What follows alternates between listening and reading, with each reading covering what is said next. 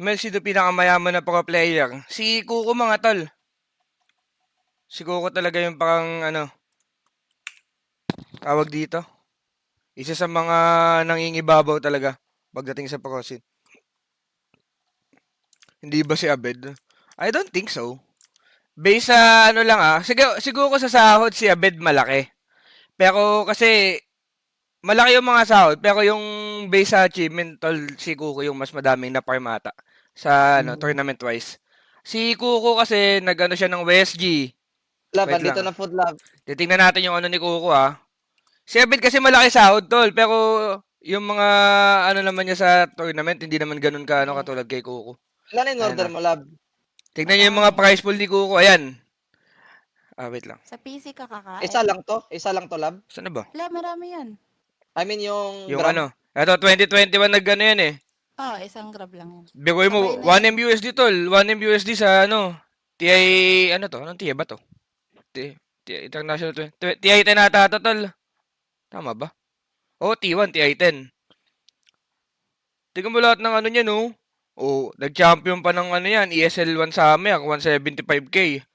Tingnan na lang, ipo-point out ko na lang yung mga malalaking achievement ni Kuko. Why he's the richest boy in Philippines.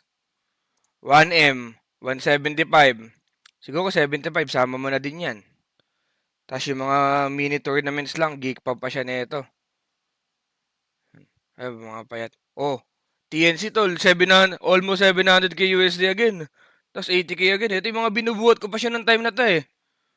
Ayun oh, another 75k. 60k. 127. 60k. 85. O, saan yung WSG? Ba't pang ano yung WSG? Saan yung WSG? 70k. 370k. Oh, ayan, 800k. Paldo talaga si Kuko. 800k, 500k, oh. Ito na yun. Nakita nyo na kung bakit gaano kayaman si Kuko, tol. Godfather talaga, mga tol. Si Raven nag-stand din sa WSG. Okay. Nagets ko na. Bali, isang WSG panalo ni Kuko. Di ka nag-FM, darling, abat? Panalo ni Kuko isang WSG, guys, pero tawag dito, hati si Raven tsaka si Kuko nung second one. Hati sila nun kasi si Kuko yung nagpa-qualify tapos ano, Abat? tapos nagkaroon lang kasi ng issue, 'di ba? Kaya si Raven yung naglaro. Hati sila ng kita nun. Hindi pa pala nasama yun, tol. Sira ata mic mo, bat? So bayaman ni Kuko. Si Atin mo DJ muna, daw Mark, pa-check din. Uncle. Si DJ sige. Wala, 15 minutes ako day. Di Django. Ilan network? Andito na yung food lab, ah. Ano din. Siguro nakakasabay si DJ sa ano. Minatch ko Grabe lang yung din mga yun. ano ni Sabay na DJ ako. din. Sakop sa mata oh. Tangay na kasi ni DJ. Pumunta ng bleed. Laki nga din talaga pala ng prize winning ni DJ, no? Bali si DJ pala tsaka si Kuko ang ano. Ang mga paldo talaga, no? 200k. 800k. Ito, laki pala ng ano nila dito kahit ano. Di sila. Grabe talaga yung price ng T-Titan. Puta, pang ilang place ka lang dito. 12 place, 800k. Putong, ano mo. Napakasukal. Tol. 12 place yung T-Titan. Hindi, dalawang TI kasi pinagsama dyan eh. Dalawang TI yan eh. Tangina, yun yung Diyos ko dahil, naalala ko na naman si Box, tsaka si Boombox kasi. Tangina, hindi pa kasi meta ng Bisaya nung kinampi ko yung dalawa. Solid. Hindi pa ako nag-qualify sa TI na to. Sana kasimpaldo ko din sana si Kuko ngayon. Mali kasi na nakuha. Diyos ko day. 500k, 100k. Siguro pala tsaka si DJ, mga mayayaman guys. Mga paldo talaga. Kasi ang sinasabi ko, eto kasi mga to, mga malalaki na sahod nito plus ano pa, winnings pa. Mga walang ya. Salary pa, no? Oh, malalaki na yung mga sahod niyan eh. Wala pa dyan yung salary na. Wala pa yung ano?